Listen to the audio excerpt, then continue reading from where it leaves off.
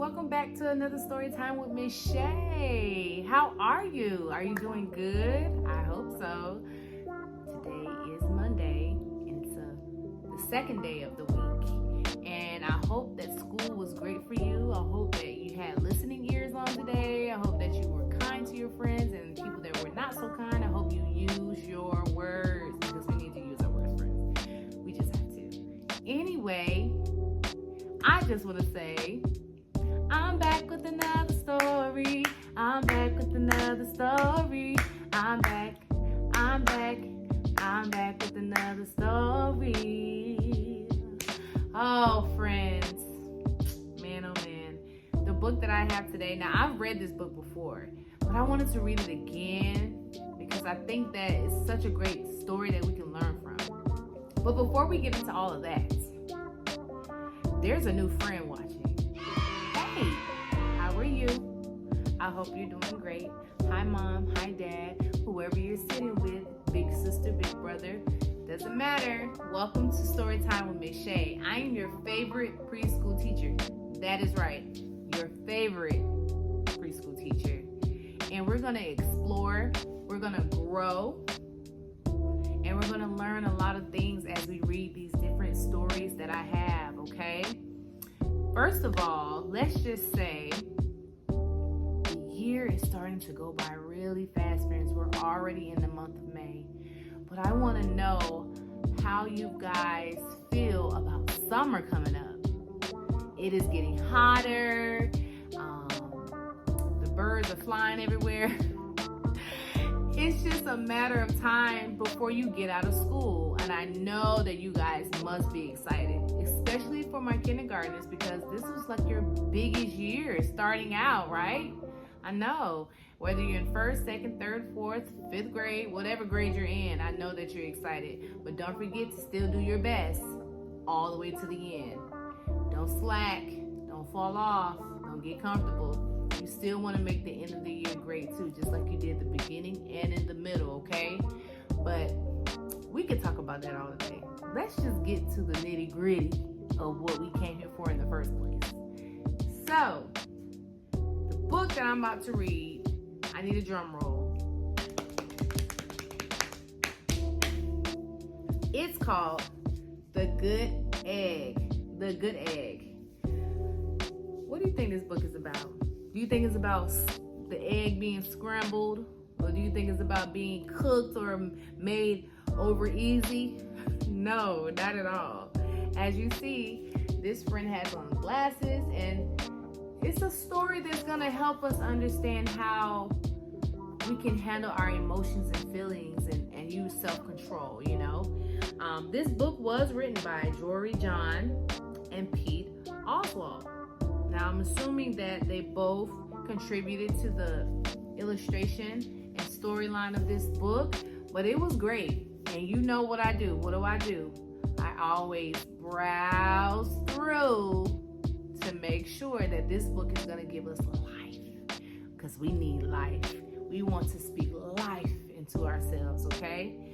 So, without further ado, let's get into the new great story. All right, here we go. Put your seatbelts on.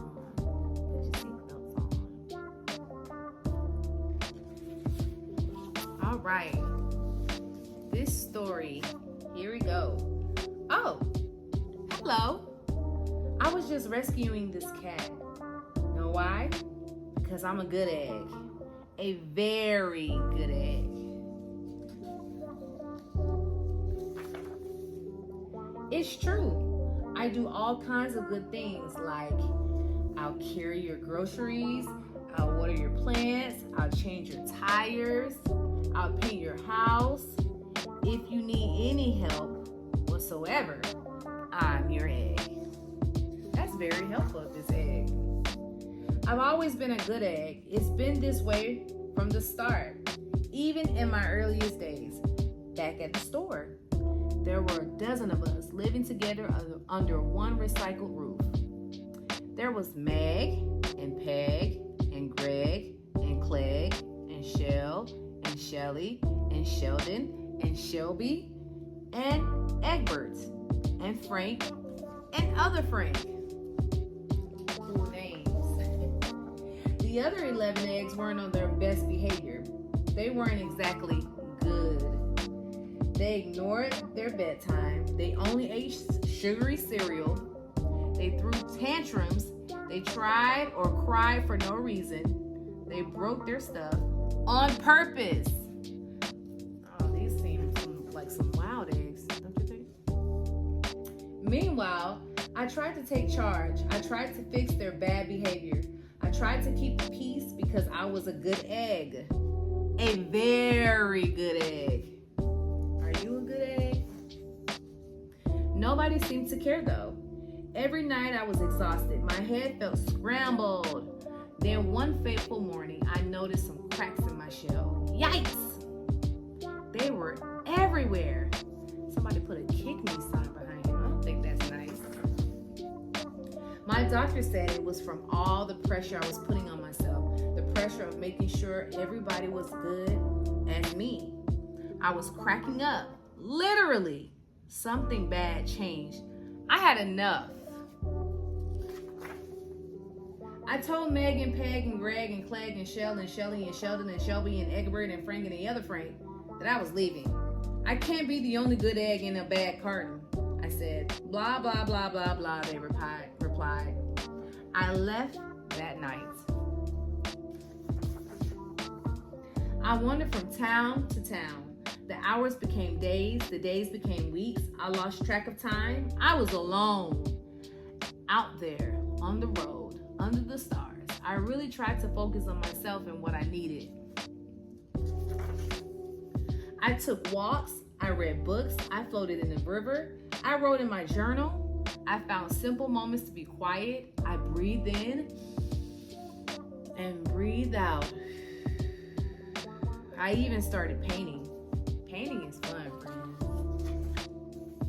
For once, I found time for me. And guess what? Little by little, the crack in my shell started to heal. My head no longer felt scrambled. I started to feel like myself again.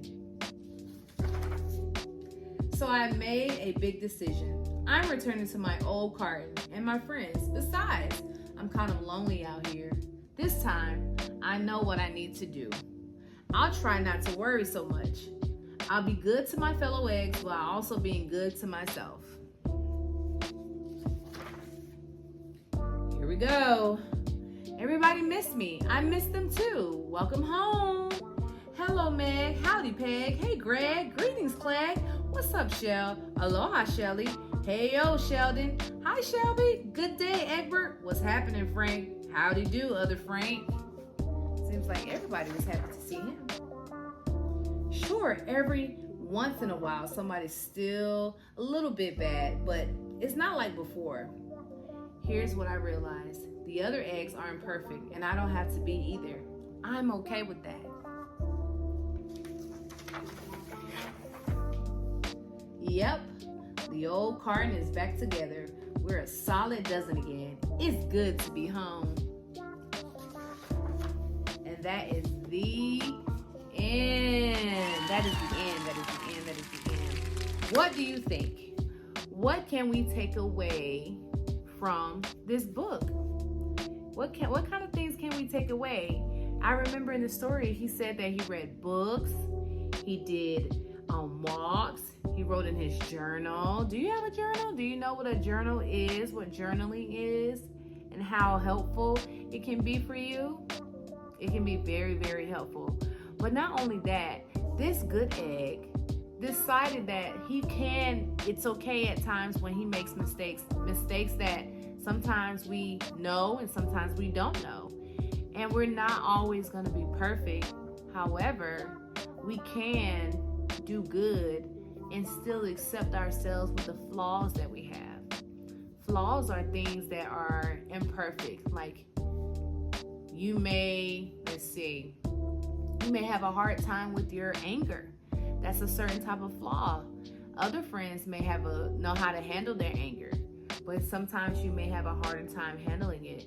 It doesn't mean it defines who you are. It doesn't mean you're a bad person, right? It just means that you just have to work a little harder to have a little more self-control, and there's nothing wrong with that. So let's talk about a word that we found in this story that stood out, and that word is good.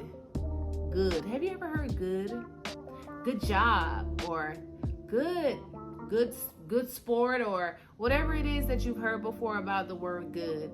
Good is something that speaks great things about you. It's very peaceful. It's a very calming word.